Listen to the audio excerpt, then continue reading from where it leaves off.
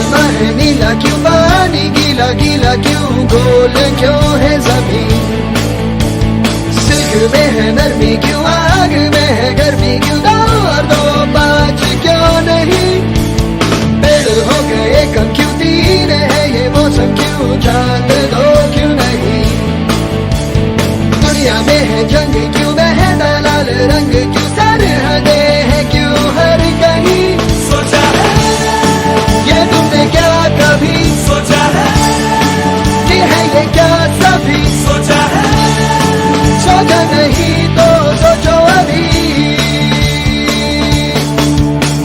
बहती क्यों है हर नदी, होती क्या है रोशनी, बर्फ गिरती है क्यों, दोस्त क्यों है रूठते तारे क्यों है टूटते बादलों में बिजली है क्यों, सोचा है ये तुमने क्या कभी। So hey guys, welcome back to my channel. I hope आप सब ठीक होंगे, सेफ होंगे, सुरक्षित होंगे, हेल्दी होंगे, खुश होंगे।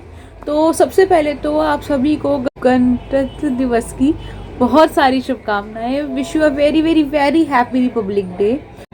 तो आज गणतंत्र दिवस के दिन मैंने अपने देश के कुछ नागरिकों से सिर्फ 2 सवाल किए। तो उन सवालों के जवाब में उन्होंने अपने विचार प्रकट किए, उन्होंने अपनी अपनी राय दी, मुझे मेरे साथ शेयर करी उन्होंने अपने विचारधारा को।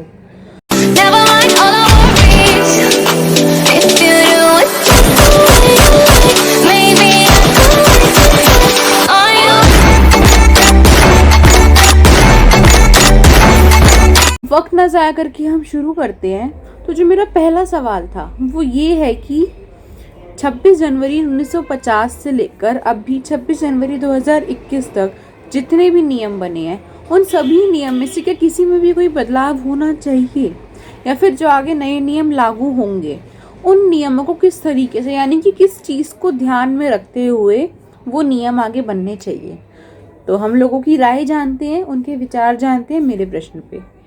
गवर्नमेंट ने जो किया है बहुत बढ़िया, पहले संविधान बने हुए हैं और अब भी जो गवर्नमेंट कर रही है वो पब्लिक के फायदे के लिए कर रही है। जो भी कानून बने हैं वो अच्छे बने हैं, तो ये तो अच्छी बात है।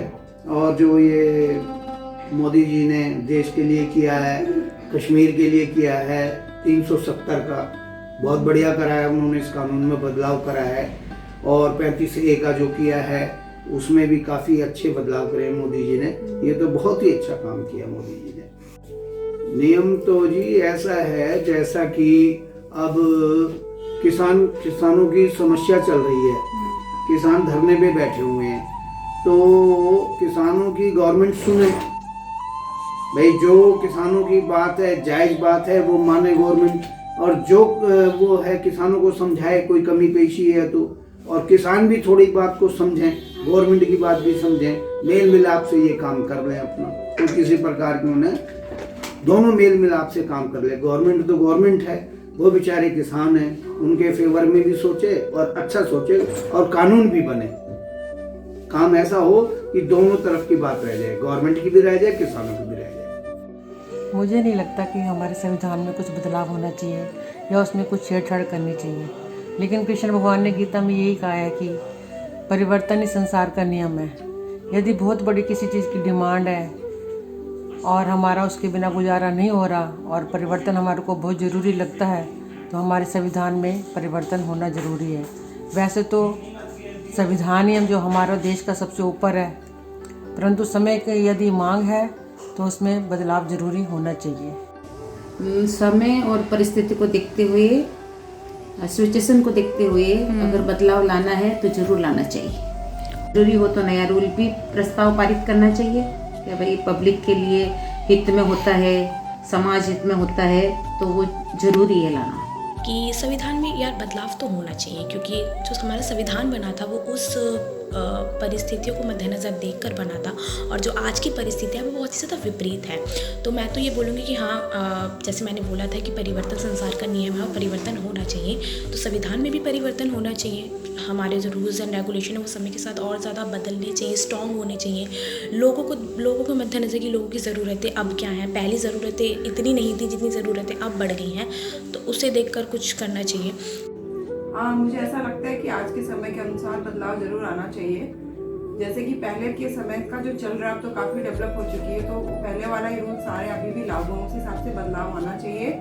और नौजवानों के भविष्य का ध्यान रखकर इसके जो भी है आरक्षण वगैरह है उसको थोड़ा चेंज करना चाहिए, ताकि जो इसमें ये होता है कि जो पढ़े लिखे बच्चे हैं वो रह जाते हैं और जो थोड़े कम पढ़े लिखे जिनके कम नंबर आते हैं उनके भी जॉब अच्छी मिल जाती है और हमारे जो ज़्यादा इंटेलिजेंट बच्चे हैं वो ऐसे रह जाते हैं। इसलिए होना चाहिए कि जो नई पीढ़ी है उनके भविष्य के देख कर उनका ध्यान रखना चाहिए हमारे डेवलप करने के लिए कंट्री को, और नई नई चीज़ों को पूरे राष्ट्र का आगे बढ़ाने के लिए हमें करना चाहिए। इसके बारे में गवर्नमेंट को कुछ करना चाहिए, और ख़ास करके जो रूल्स जो भी इस तरह से बने हुए हैं जो पिछड़ों को आगे करने के लिए इस तरह के रूल्स और आगे बढ़ाने चाहिए।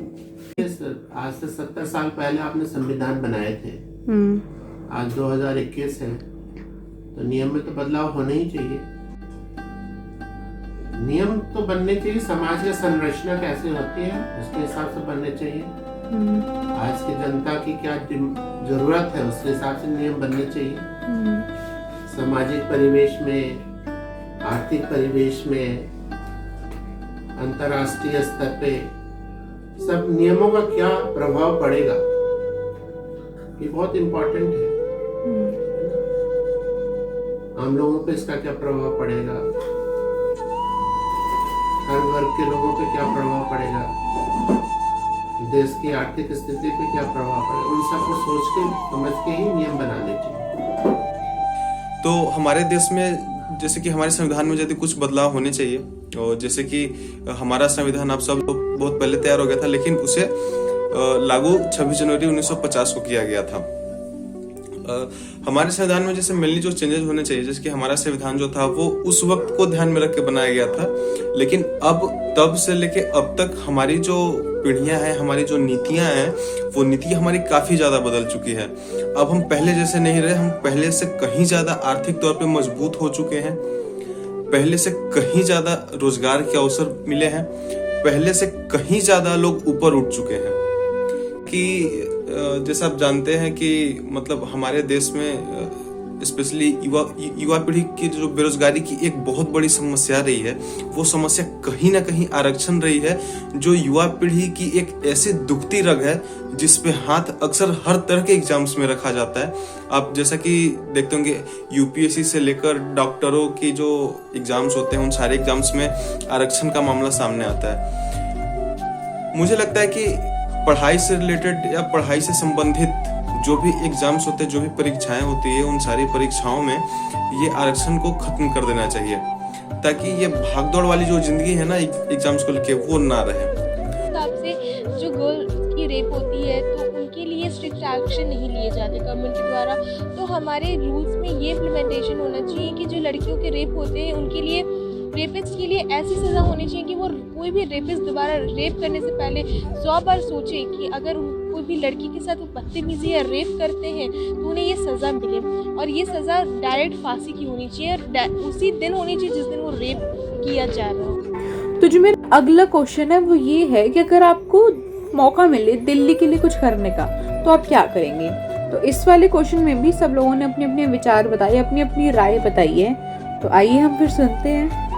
यही है, जो समस्याएं हैं उनका ही समाधान होना चाहिए। वैसे तो दिल्ली में जो हो रहा है बढ़िया ही हो रहा है, कोई दिक्कत है ही नहीं भाई। जैसे कोरोना का चक्कर आया, मोदी जी ने भी लगाया और केजरीवाल जी ने भी लगाया, बहुत बढ़िया काम करा। और दिल्ली में केजरीवाल सरकार ने भी अच्छे काम करे हैं। जैसे दवाइयाँ हैं, बड़े आदमियों को जब हम लोग जाते हैं दवाई लेने, हमें फ्री। कोरोना का चक्कर हुआ उसमें भी केजरीवाल सरकार ने हमारी सुनी, और अच्छे ढंग से पानी का, बिजली की ये कोई समस्या नहीं है इस टाइम, और पानी फ्री मिल रहा है, बिजली फ्री मिल रही है, ये केजरीवाल जी की मेहरबानी है। ऐसा हमारे जीवन में जब से केजरीवाल जी आए, यही सरकार केजरीवाल ने, आप पार्टी ने, इन्होंने फ्री दिया है। बाकी तो सब गवर्नमेंट ने अपने पैसे लिए, बिल लिए, और लेने भी चाहिए। जहाँ उनका खर्चा कहाँ से पूरा करेंगे वो। मुझे यदि दिल्ली में कुछ करने को मिला तो मैं सबसे पहले यही चाहूँगी कि प्रत्येक घर के आगे 2 वृक्ष लगाए जाएं। गाड़ियों को घर के आगे नहीं खड़ा करें, उनको उनके स्थान पर जो पार्किंग है वहीं पर खड़ी करें, लेकिन वृक्ष लगाने बहुत ज़रूरी है, क्योंकि इससे ऑक्सीजन मिलेगी लोगों को, हरियाली का वातावरण रहेगा, शुद्ध वातावरण रहेगा। और जो हमारे बड़े बुजुर्ग हैं उनको भी स्वास्थ्य का लाभ मिलेगा और उनकी भी उम्र आयु जो है वो बड़ी होगी। वातावरण शुद्ध होगा, चारों तरफ हरियाली होगी, बच्चे भी खुश होंगे। पहले पुरातन काल में हर एक के आंगन में एक वृक्ष होता था, लेकिन आजकल चारों तरफ फ्लैट ही फ्लैट बनते जा रहे हैं, जिसकी वजह से घुटन महसूस होती है। तो मैं तो यही चाहूँगी कि हर एक घर के आगे वृक्ष हो, पार्क हो, जिससे कि हमारा जो जीवन है वो स्वस्थ बन सके। दिल्ली के लिए ज़रूर करेंगे अगर हमें मौका मिलता है। तो हम स्थानीय जो स्थितियाँ, रोड टूटना, पानी लीकेज होना, कूड़ा करकट इतना बिखरना अगर मिलता है तो ज़रूर पहले हमारे स्थानीय स्थान को सुधारेंगे। नहीं लगता कि यार अभी हमारे जो प्रेजेंट सीएम है जो अरविंद केजरीवाल सर है, तो उनसे बेटर कोई सीएम होगा दिल्ली के लिए अभी इस वक्त कोरोना काल में और जो भी अभी परिस्थितियाँ चल रही हैं। तो अगर मैं सीएम बनूंगी तो जब का जब देखेंगे, हालांकि बहुत ही मुश्किल लग रहा है, नहीं हो सकता, लेकिन ये चीज़ है कि यहाँ की सड़कें वगैरह बहुत ख़राब हो रखी है, इनको भी ठीक करवाने के लिए गवर्नमेंट से कहूँगी और साफ़ सफाई का ध्यान रखने के लिए। और जो बहुत ज़्यादा पॉल्यूशन बढ़ता जा रहा है गाड़ियों की वजह से, वो भी थोड़ा कंट्रोल करें गवर्नमेंट, ये मैं ज़रूर चाहूँगी। सबसे पहले दिल्ली की आबो हवा को साफ सुथरा बनाना चाहिए। पर्यावरण उसकी बहुत जरूरत है, साफ सुथरा होना। दूसरी, आम जनता की जितनी भी तकलीफें हैं उनको दूर किया जाना चाहिए। जो बेसिक जरूरतें हैं उनको पूर्ति होनी चाहिए। यही होना चाहिए और क्या होना चाहिए। सबसे पहले तो आपने भी देखा होगा कि दिवाली से लेकर या जब अगल बगल के राज्यों में जैसे पराली जलाई जाती है, तो जब तक वो पराली का धुआं दिल्ली से बाहर नहीं चला जाता, दिल्ली मानो एक तरह से सुलगती सी रहती है। आपने जैसे दिवाली में देखा होगा कि दिवाली में जिस तरह से धुएं का अंबार और जिस तरह से पॉल्यूशन लेवल एकाएक बढ़ जाता है। पॉल्यूशन लेवल तो खतरनाक 100 के ऊपर से ही होने लगता है। सांस लेने में लोगों को परेशानियां 100 के ऊपर जाने से ही होने लगती है, PM5 जब 100 के ऊपर जाता है तो। लेकिन हमारी, अब आप इसी बात से अंदाजा लगा सकते हैं कि हमारी दिल्ली का जो स्तर था वायु प्रदूषण का इस बार की दिवाली में, यानी कि पिछली दिवाली में, वो करीब करीब 900 तक पहुंच गया था। अब आप इस बात से अंदाजा लगा सकते हैं कि हम किस तरह से एक गैस चैम्बर के अंदर जिंदगी बिता रहे हैं। और यदि दिल्ली के अंदर सबसे ज्यादा काम करने की जरूरत है तो वो यहाँ के वायुमंडल को साफ करने की जरूरत है। और वो चीजें साफ तभी हो सकती है जब हम एक ऑक्सीजन प्लांट की स्थापना करें। और ऑक्सीजन प्लांट की स्थापना हम चीन के तरह ही कर सकते हैं, जैसे चीन ने किया था। चीन का एक शहर था जो दिल्ली के तरह ही बहुत ज्यादा प्रदूषित था। वो इतना ज्यादा प्रदूषित था कि मतलब वहां सूर्य की रोशनी भी ठीक से नहीं पहुंच पाती थी। जहां सूर्य की रोशनी सिर्फ और सिर्फ प्रदूषण की वजह से नहीं पहुंच पाती थी, सूर्य की रोशनी। तो ऐसे में वहां की सरकार ने, वहां के स्थानीय प्रशासन ने ऐसा डिसाइड किया कि मतलब ये चीजें नहीं होनी चाहिए, लोगों को भी स्वच्छ हवा चाहिए। तो ऐसे में उन लोगों ने वहां ऑक्सीजन प्लांट का स्थापना किया। और मैं आपको बता दूं, आपको जानकर ये बात हैरानी हो गई कि आज से कुछ वर्ष पूर्व, यानी कि 5 से 10 वर्ष पूर्व, वो पूरे विश्व का सबसे ज्यादा प्रदूषित शहर था। और अब वो शहर विश्व के टॉप 100 प्रदूषित शहरों के लिस्ट में भी नहीं है।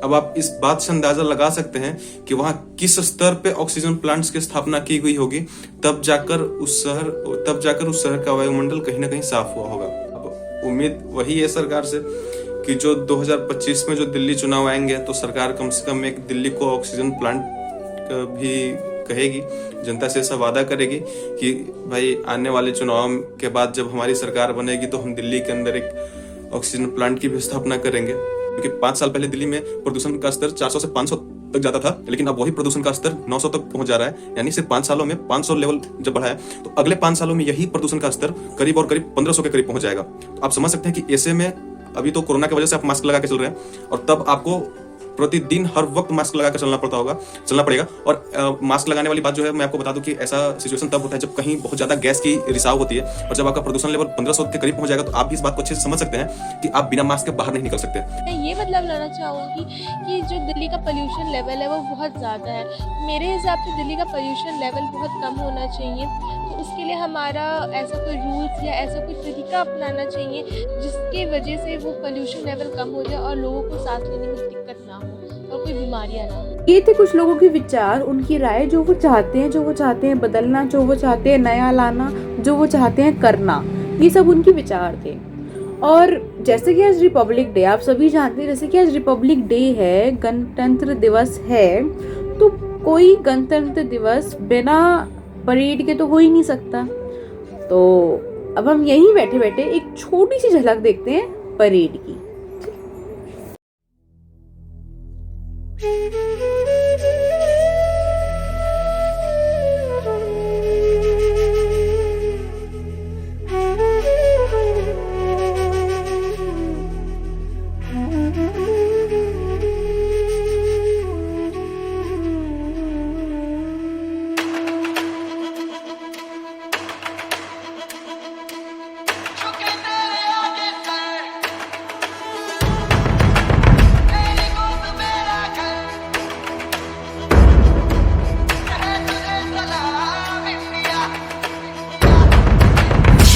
वक्त में भी हम न खोए हौसला, दिल के साथ चलने का यूं कर ले फैसला।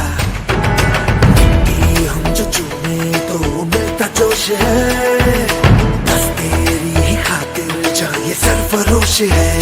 जीत का जश्न हम मनाएंगे, आसमां तिरंगा सजाना आज है, शान से सभी को बताएंगे, जीत लेंगे ये सारा जहां।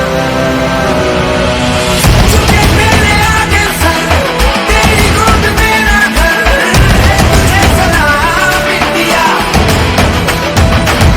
झुके मेरे आगे सर, तेरी गोद मेरा घर है, तुझे सलाम इंडिया।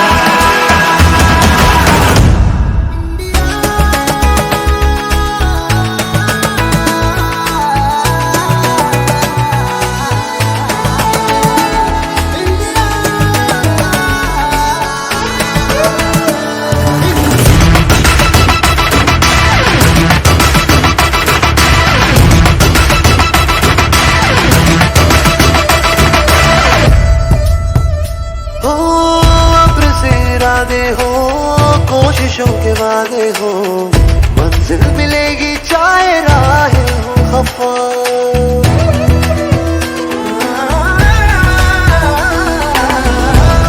इरादे हो कोशिशों के वादे हो, मंजिल मिलेगी चाहे राहें हो खफा। देश ये सिखाता है, हिम्मतें बढ़ाता है, ऊपर से गिर के ना तू रुकना बेवजह। तेरा ये वतन कर कुछ भी जगह तू जो भी ऐसे कर उतारे, डर को डरा के रखो में फटेगा जोश जगह। अर्श की उड़ाने लगानी है, इन हवाओं का रुख बदलना आज है, देश ये इबादत हमारी है। तू ये आज सब को बता,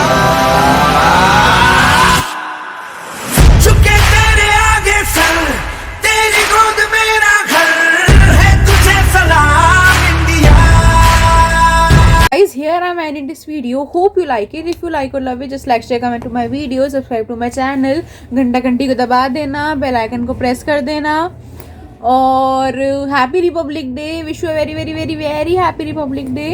सबसे इम्पॉर्टेंट चीज़, डिस्क्रिप्शन बॉक्स में मेरी ईमेल आईडी, अगर आपको कोई भी वीडियो को लेके क्वारी हो, कोई भी फीडबैक देना हो, या कुछ भी बात करनी हो जो आप कमेंट में नहीं बोल सकते, या आपको बोलनी हो पर आप मेरे से बात नहीं कर पा रहे हो, मेरे से कांटेक्ट नहीं कर पा रहे हो, कुछ भी हो, तो नीचे डिस्क्रिप्शन बॉक्स में मेरी ईमेल आईडी है, तो जल्दी जल्दी जाके मुझे मेल कर दो, मेरा मेल बॉक्स भर दो। बस इस वीडियो को बहुत ज़्यादा लाइक करो, शेयर करो, जितना हो सके उतना शेयर करो, जितना हो सके, ठीक है। और गाइस कमेंट करके ज़रूर बताना कि अगर ये 2 सवाल मैं आपसे पूछती तो आपका क्या रिप्लाई होता, आपके विचार से, आपकी राय से आप क्या मुझे जवाब देते, कमेंट बॉक्स में ज़रूर बताना। बस फिर बहुत जल्दी मिलते हैं नेक्स्ट वीडियो के साथ। Stay tune, bye.